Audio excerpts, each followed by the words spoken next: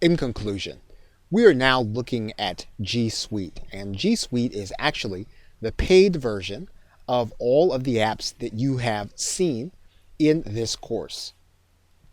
As of the recording of this course, the G Suite package is fairly inexpensive and comes with over 1 terabyte of storage space on Google Drive. The package comes with phone support and actually is designed to integrate all of the applications that you have seen in this course, including video and video conferencing.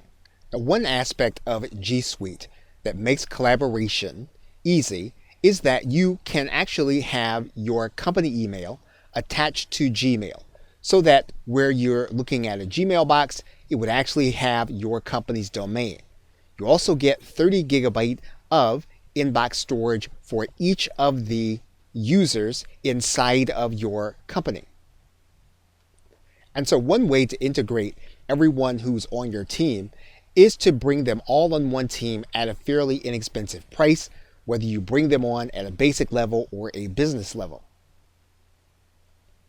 For example, using sites in G Suite means that you can actually have your site to be private.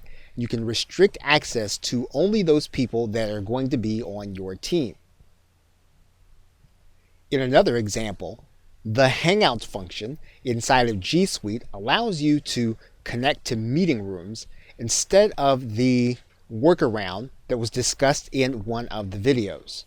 And finally, one other aspect of G Suite is universal search, so that you can have one search location and you can search across your calendars, your documents, your forms, and all in one place. This is a very convenient way to actually monitor and audit your content.